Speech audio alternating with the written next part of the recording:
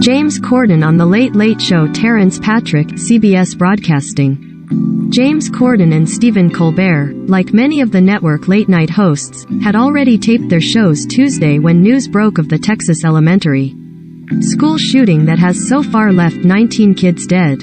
But both took a few minutes on each program to address the tragedy.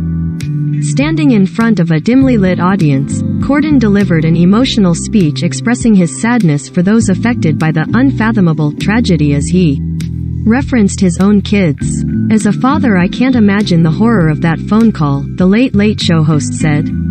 "When I dropped my kids off at school this morning and kissed them goodbye, it doesn't cross your mind that that could ever be the last goodbye. The thought of that phone call, that your child is the victim in a mass shooting, is beyond comprehension as a human being. I'm so deeply sad for the families of these children, the trauma of the survivors, and for the future that these kids will never see." The UK native, who recently announced that he would be ending his nightly show in 2023 after 8 years, also expressed frustration about the frequency of such events in the United States. "I don't know what has to happen to change things here," he said. "I am constantly shocked by the number of people who must think this is an okay byproduct to never make meaningful changes to gun laws. It doesn't make sense to me. It doesn't reflect the country that I think America is, the America I've always admired. You have a problem, you solve it. You're on the forefront of medicine, of technology, of innovation. When there's a world war, you are the ones we turn to. Yet on this issue, America is one of the most backward places in the world."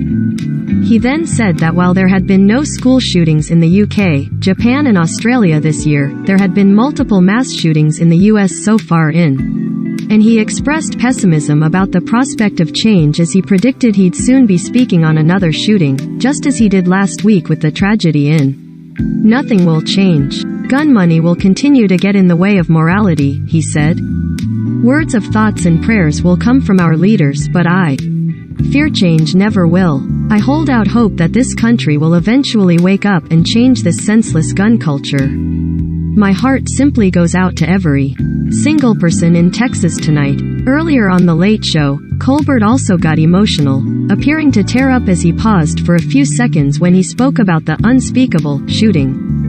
"While we can add our prayers for the dead," Colbert said before pausing, "there is nothing that can ever be said that can approach the immeasurable grief of those families. Still, he urged his viewers to take action. Let's pray this time our leaders show a modicum of courage in trying to prevent this from ever happening again," he said. "But prayers won't end this. Voting might. So when you vote, ask yourself this question.